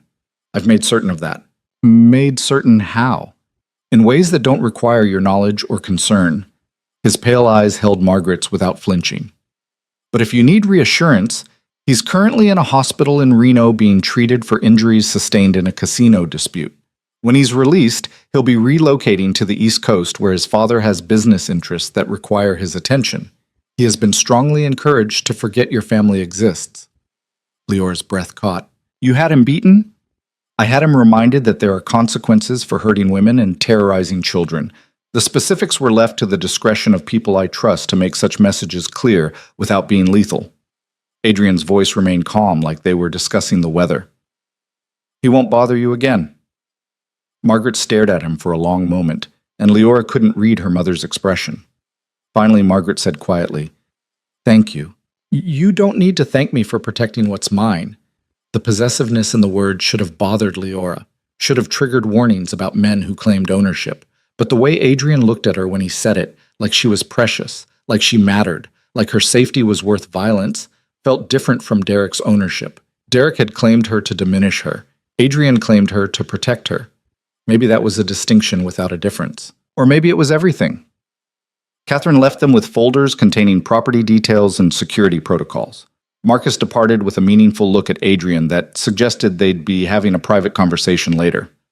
Margaret excused herself to check on Emma, leaving Leora and Adrian alone in the study. "Your mother doesn't trust me," Adrian observed. "Can you blame her? The last man I was involved with put me in the hospital multiple times. She's protective. As she should be." Adrian moved to the window, his familiar position of looking out at territory he controlled. "I meant what I said earlier. About Derek, he won't ever hurt you again." "I know." Leora joined him at the window, the city lights spread below them like a map of possibilities. "Part of me should feel guilty about that, about you using violence to solve my problems. But you don't." "No, I feel relieved and grateful, and maybe a little bit vindicated that someone finally made him face consequences for what he did." She leaned against the window frame, her reflection ghostly in the glass. "Does that make me a bad person?" "It makes you human. People want justice, and when the legal system fails to provide it, they seek it elsewhere." Adrian's hand found hers, fingers lacing together. "I built a career on providing justice the courts won't. You're not bad for wanting it. You're just honest enough to admit it." They stood in comfortable silence for a moment, watching the city breathe beneath them. Then Leora asked the question that had been building since the safe house. "What happens now? After we move into the new house, after we settle into whatever this routine becomes, what does being with you actually look like?" "I don't know," Adrian admitted. "I've never done this before. Never let someone into my life this way. Never cared about someone enough to rearrange my security protocols and my priorities." He turned to face her fully. "But I know I want you safe. I want Emma to grow up without fear. I want your mother to stop looking at me like I'm one bad decision away from destroying her daughter's life. That might take a while. I have time." His free hand came up to cup her face, his touch gentle despite the calluses. "I'm not good at relationships, Leora. I'm good at control and strategy and violence, but I'm willing to learn how to be good at this if you're patient with me. I'm not good at this either. I'm good at hiding and surviving and making myself small, but I'm willing to learn how to be seen if you're patient with me." Adrian smiled, and it transformed his face into something younger, less burdened by the weight of his empire.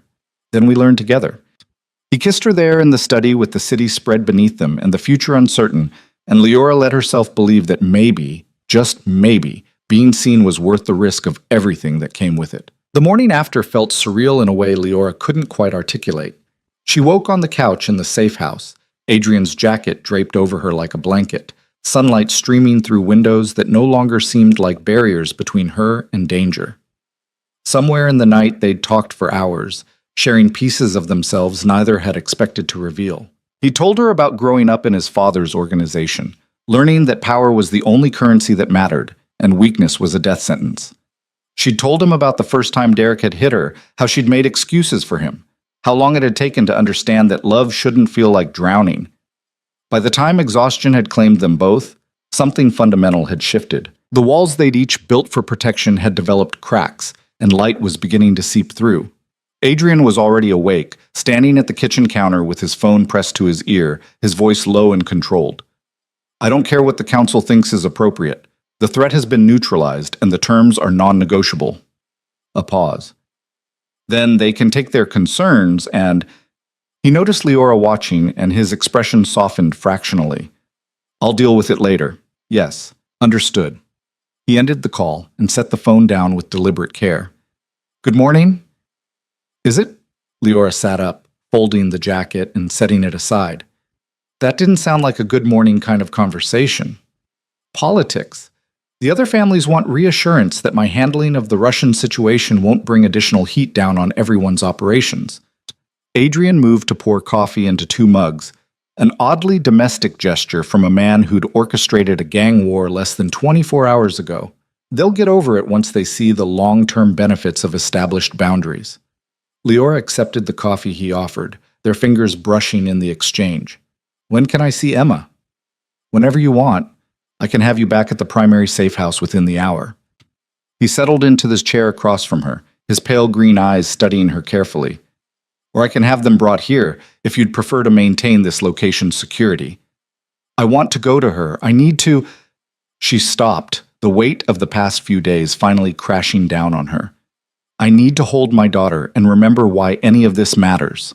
Adrian nodded, pulling out his phone to send a quick text. Marcus will have a car here in 15 minutes. I'll ride with you. The drive back to the primary safe house felt different in daylight. Leora could see the city properly now, the normal flow of traffic and pedestrians going about their lives, completely unaware of the violence that had erupted in the shadows while they slept. Adrian had won his war quietly, efficiently, without ever disturbing the surface calm that made people feel safe. What happened to them? She asked as they merged onto the highway. The Russians who came after us. Adrian's hands tightened slightly on the steering wheel. The ones who survived were sent back to their organization with a message about the cost of territorial expansion. The ones who didn't survive. He paused. You don't need those details. Maybe I do. Maybe I need to understand exactly what you're capable of. He glanced at her, something dark flickering in his expression. I'm capable of whatever is necessary to protect what's mine. That's all you need to know. The possessiveness in his tone should have triggered every warning bell Derek had installed in her psyche. But there was a fundamental difference in how Adrian claimed ownership, not as something to be controlled and diminished, but as something to be valued and protected. The distinction mattered more than she'd expected. They rode the rest of the way in silence, each lost in thoughts about futures that looked nothing like the lives they'd been living a week ago. Emma's scream of joy when Leora walked through the door of the safe house nearly broke her. Her daughter launched herself across the room with the reckless abandon of a child who'd been promised her mother would return and had believed it with absolute faith. Leora caught her, holding tight, breathing in the scent of her shampoo, and feeling the fierce grip of small arms around her neck. You came back! You came back! Emma pulled away just far enough to examine Leora's face. Did you have a good adventure? Did you bring me a present? The best present, Leora managed, her voice thick. I brought me back. That's the best present ever. Emma wriggled free and ran to Adrian, who'd been standing in the doorway watching the reunion with an expression Leora couldn't quite read. Mr. Adrian, Mommy came back. Adrian's entire demeanor shifted, the dangerous edge softening into something almost gentle. I can see that. Did you take good care of your grandmother while your mother was away? I was very good. Grandma said I was the best helper ever. Emma grabbed his hand with the unselfconscious trust of a child who hadn't yet learned to fear powerful men. Do you want to see my drawings? I made lots of drawings. I would be honored to see your drawings. Adrian let himself be tugged toward the playroom, glancing back at Leora with something that might have been helplessness or amusement or both. Margaret appeared from the kitchen, her expression a complicated mix of relief and concern. She pulled Leora into a fierce hug. You're all right. Thank the heavens you're all right. I'm fine, Mom. Everything's fine. Leora hugged back just as fiercely. It's over. The threat is gone. We're safe. Safe. Margaret pulled back, studying her daughter's face with a mother's practiced eye. And that man? Adrian? What happens with him? It was the question Leora had been avoiding since waking up this morning. I don't know yet, but he's not the enemy. No, I can see that. Margaret's gaze drifted toward the playroom where Emma's excited chatter mixed with Adrian's quieter responses. I've been watching him when he comes to check on us. The way he looks at you at Emma. That's not a man playing games, Leora. That's a man who's already decided you matter. That's what scares me. Leora sank onto the couch, exhaustion finally catching up with her. Derek decided I mattered too, and look how that turned out. Adrian Varelli is not Derek Sutton. Margaret's voice carried absolute certainty. I know dangerous men, honey. Your father was one before the factory accident took him, but there's a difference between men who use violence to control and men who use violence to protect. Adrian's the second kind. How can you be sure? Because Emma's not afraid of him. Children know. They can sense the difference between someone who would hurt them and someone who would die before letting them be hurt. Margaret settled beside her daughter, taking her hand. The question isn't whether he's dangerous. The question is whether you trust him with your heart after Derek broke it so thoroughly. Before Leora could formulate an answer to that impossible question, Marcus appeared in the doorway. Ms. Vale, sorry to interrupt. We have a situation that requires Mr. Varelli's attention. Is he playing tea party with my daughter, apparently? Leora stood. I'll get him.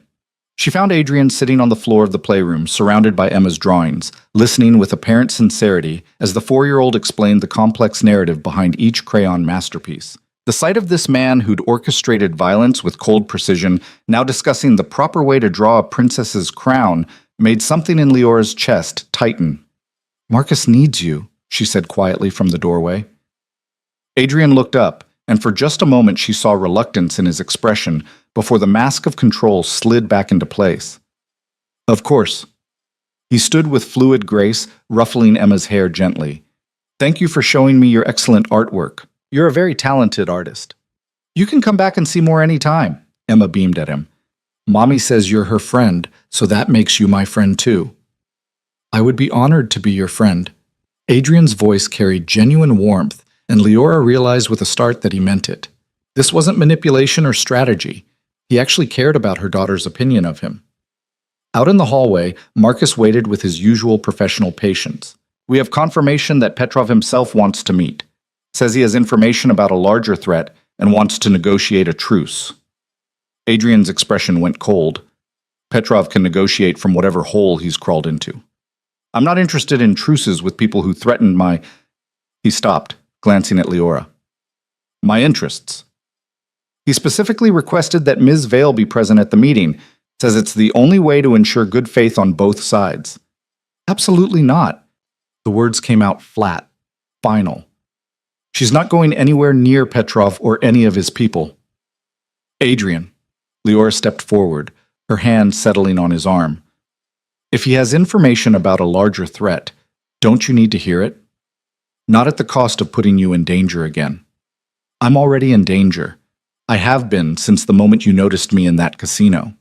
She met his eyes steadily. "If there's a way to end this completely, to make sure Emma never has to live in a safe house again, then I want to hear what Petrov has to say."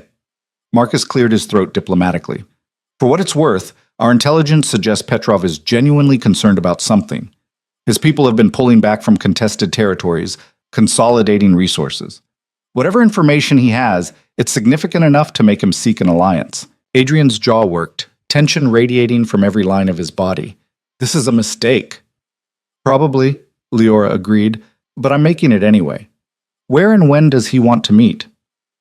The meeting was set for neutral territory, a restaurant in the financial district that had been closed to the public for the afternoon, its owner persuaded by a combination of money and pressure to provide privacy for dangerous men conducting dangerous business. Adrian had insisted on overwhelming security, his people stationed at every entrance, every exit, every possible vantage point. Leora wore a wire concealed beneath a blouse Marcus had provided, and Adrian himself carried enough weapons to start a small war. They arrived 30 minutes early, sweeping the space for threats and establishing sight lines. By the time Petrov walked through the door with his own security detail, Adrian had created an environment where any aggressive move would be immediately neutralized. Dmitry Petrov was older than Leora expected, maybe 60, with silver hair and the kind of face that looked like it had been carved from granite. He moved with the careful dignity of someone who'd survived decades in a business that killed most people young. His eyes swept the room, cataloging threats, before settling on Leora with unsettling intensity. "Ms. Vale, thank you for agreeing to meet." His accent was thick, but his English clear. "I apologize for the distress my people caused you. That was not authorized." "Volkov acted without your approval?" Adrian's voice dripped skepticism. "Interesting story." "Volkov acted with the approval of someone who has been manipulating both our organizations for their own purposes." Petrov settled into a chair across from them, waving his security back. "That is what I came to discuss." Adrian remained standing, positioning himself slightly in front of Leora. "I'm listening." 3 months ago, I was approached by an intermediary representing what I was told was a collective of families looking to expand into new territory. The proposal was simple: coordinate with the Dmitry organization, probe the Varelli defenses, identify weaknesses that could be exploited. Petrov's expression was grim. "I was told this was about economics, about market share. I was not told the actual goal was to destabilize your organization enough to create a power vacuum. And you're telling me this now because I discovered the intermediary was lying about who they represented. There is no collective of families. There is one man, someone with significant resources and a personal vendetta against you specifically." Petrov pulled out a photograph and slid it across the table. Do you recognize him? Adrian picked up the photo, and Leora watched his entire body go rigid. Where did you get this? My people photographed him meeting with Volkov 2 days before the casino incident. When I confronted Volkov about exceeding his authority, he admitted this man had offered him a significant bonus to escalate the situation, to make it personal. Petrov's eyes flicked to Leora. Specifically, to use Ms. Vale to provoke you into an emotional response that would compromise your tactical judgment. Leora leaned forward to see the photograph.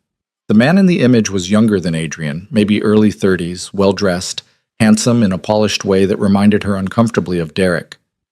Who is he? His name is Vincent Caruso. Adrian's voice was ice. He's the son of a man I had removed from power 8 years ago when I took control of this territory. I thought Vincent had left the city, started over somewhere else. His hand crushed the photograph. I should have known better. He has been planning this for years, Petrov continued. Building alliances, gathering resources, waiting for the right opportunity to strike. When he learned about Ms. Vale, about your interest in her, he saw his chance. Use her to make you vulnerable, to make you choose between protecting her and protecting your organization. And you're warning me about this out of the goodness of your heart? Adrian's tone suggested he believed no such thing. I'm warning you because Vincent Caruso played me for a fool, used my organization as a weapon against you without my knowledge or consent. In my business, reputation is everything. I cannot have people believing I am so easily manipulated. Petrov's gaze hardened. Also, if Caruso succeeds in destroying you, he will turn his attention to everyone who helped him. I prefer to eliminate that threat before it materializes. The cold logic of it made Leora's skin crawl. These men weren't forming an alliance out of any sense of morality or justice. They were simply calculating that cooperation served their interests better than conflict. What do you want in exchange for this information? Adrian asked. A truce. Official recognition that our territories do not overlap, that future conflicts will be mediated through neutral parties rather than violence. Petrov glanced at Leora again. An assurance that what happened to Ms. Vale will not be held against my organization going forward. Volkov has been dealt with internally. His actions do not represent my intentions. Adrian was silent for a long moment, his hand finding Leora's beneath the table, squeezing gently. The truce I can agree to. The recognition of territories, the mediation framework. But if anyone from your organization comes near her or her family again, for any reason, the agreement is void and I will personally ensure you understand the consequences. Are we clear? Perfectly clear. Petrov stood, extending his hand. I hope we do not have to do business again, Mr. Varelli, but if we must, let it be as rivals who respect boundaries rather than enemies who destroy everything. Adrian shook his hand briefly, the gesture carrying no warmth. Where's Caruso now? My information suggests he's been operating from a property in the Harbor District. I will have the exact address sent to Marcus within the hour. Petrov nodded to Leora. Ms. Vale, I wish you well. You have chosen a dangerous man to stand beside, but perhaps that is what surviving a dangerous world requires. After Petrov and his people left, Leora turned to Adrian. So this isn't over. There's still someone out there who wants to destroy you, and he's been using me to do it. Vincent Caruso has wanted to destroy me for 8 years. You're just the tool he thought would work. Adrian's jaw was tight with barely controlled rage. But he made a critical miscalculation. What's that? He assumed making you a target would compromise my judgment, make me vulnerable. Adrian pulled her close, his hand cupping her face with surprising gentleness. What it actually did was give me a very specific motivation to end him permanently. The cold promise in his voice should have terrified her. Instead, Leora felt a fierce satisfaction that someone was finally willing to fight for her instead of fighting against her. What happens now? Now I finish this. Adrian kissed her forehead, a gesture so tender it contrasted sharply with the violence promised in his words. And then we figure out what comes after. The operation to neutralize Vincent Caruso took 3 days to plan and 4 hours to execute. Adrian insisted Leora and Emma remain at the safe house during that time, surrounded by enough security to repel a small army. She spent those days in a state of suspended anxiety, playing with Emma, talking with her mother, and trying not to imagine all the ways this could go catastrophically wrong. When Adrian finally returned, it was dawn on the 4th day. Leora had fallen asleep in a chair by the window, watching the driveway, and woke to find him kneeling beside her, his hand gentle on her shoulder. "It's done," he said quietly.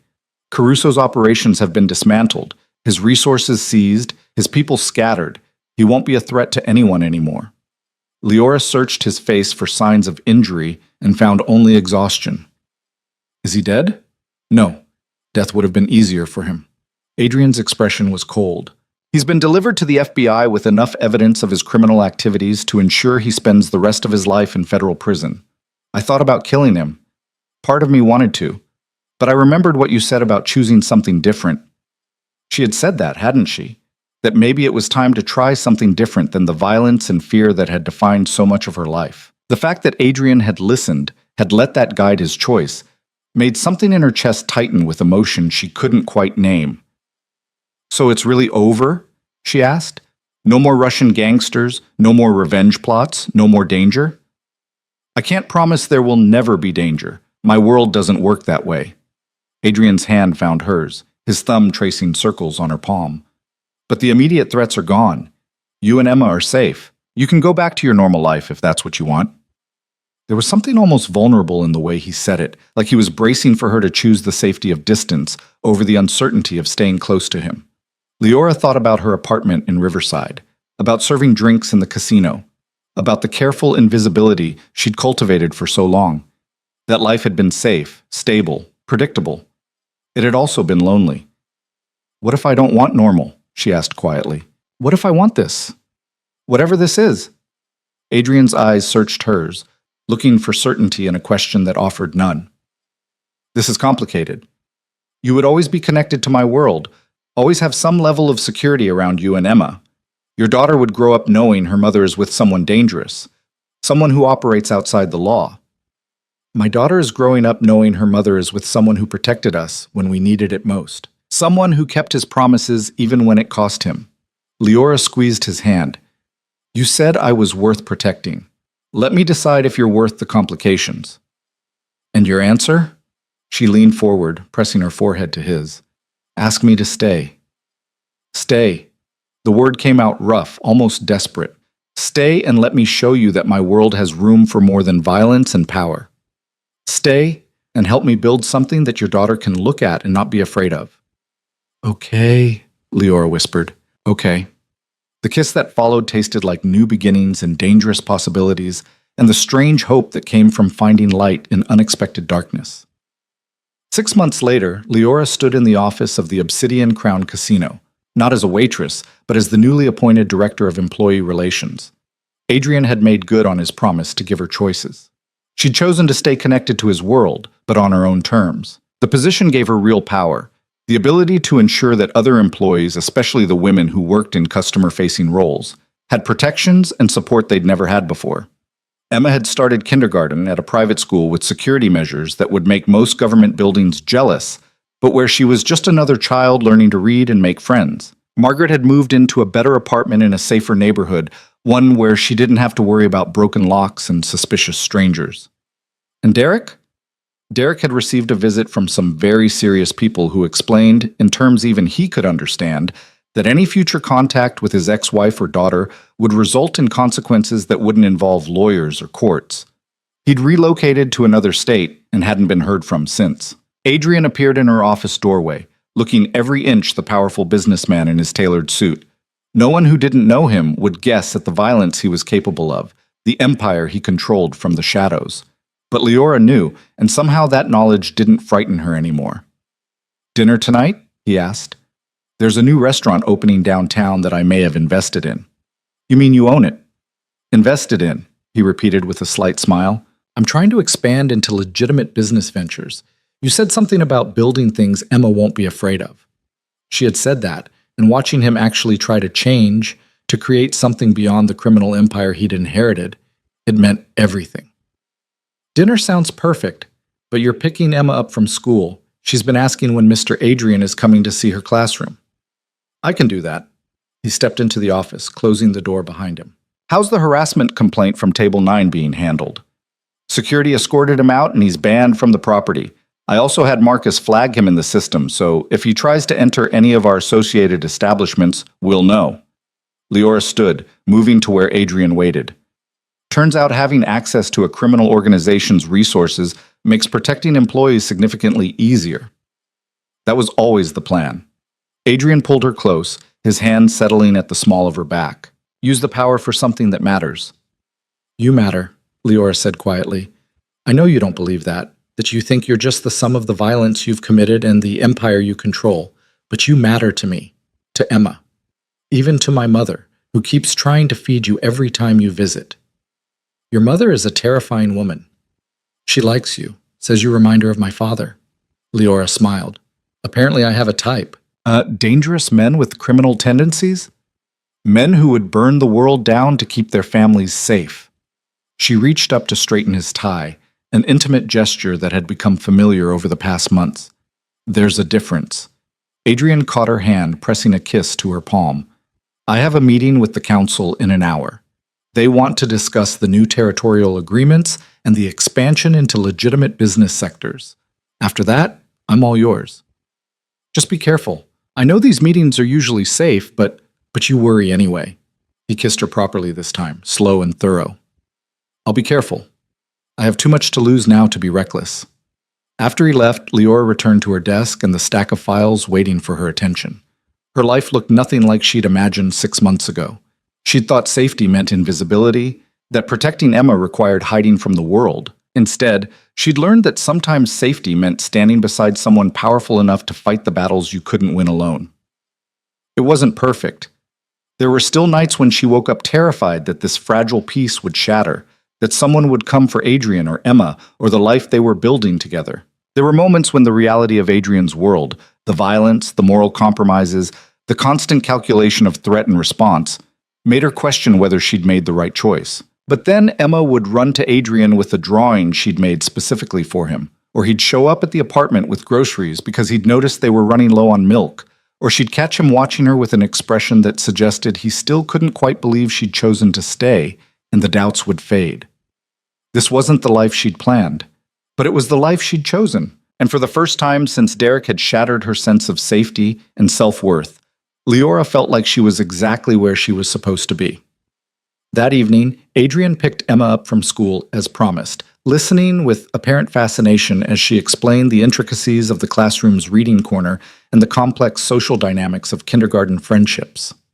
They stopped for ice cream on the way back to the apartment, a weekly ritual that Emma guarded jealously. Leora watched from the window as they pulled up, Emma chattering animatedly while Adrian listened with the same focused attention he brought to million-dollar negotiations.